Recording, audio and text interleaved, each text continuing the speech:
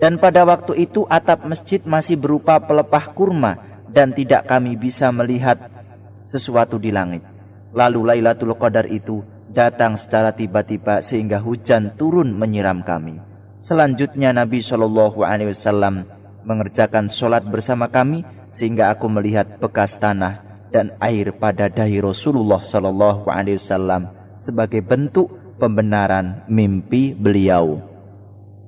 Dan dalam sebuah lafaz disebutkan, yaitu pada pagi hari ke-21 diriwayatkan Imam Bukhari dan Muslim, Imam Syafi'i mengatakan, dan hadis ini merupakan riwayat yang paling sahih dan riwayat-riwayat mengenai hal ini. Dan ada yang mengatakan malam ke-23. Yang demikian itu berdasarkan pada hadis Abdullah bin Unais dalam Sahih Muslim, yakni yang syiaknya berdekatan dengan riwayat Abu Sa'id. Wallahu a'lam.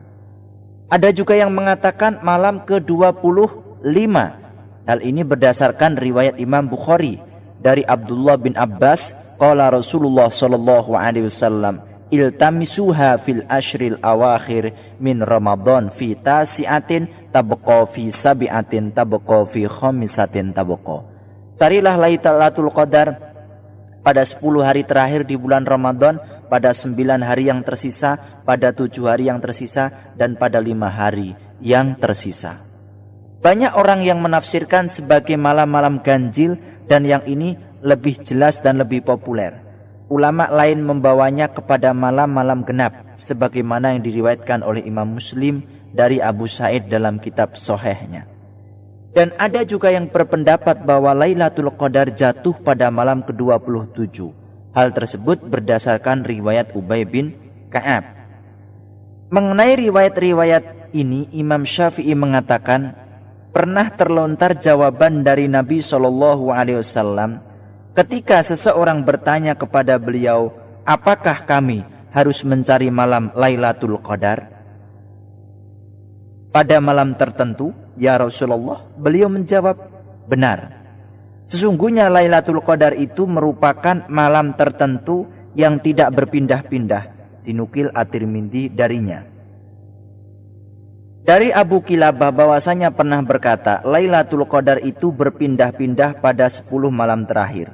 Dan inilah yang diriwayatkan Abu Kilabah, dinaskan oleh Imam Malik, Ats-Tsauri, Imam Ahmad, Ishaq bin Rahawayh, dan lainnya.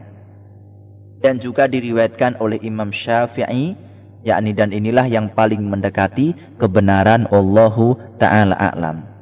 Pendapat ini disandarkan pada hadis di dalam Shahihain dari Abdullah bin Umar radhiyallahu anhuma, bahwasanya ada beberapa orang dari sahabat Nabi sallallahu alaihi wasallam diperlihatkan Lailatul Qadar melalui mimpi pada malam ke-27 dari bulan Ramadan.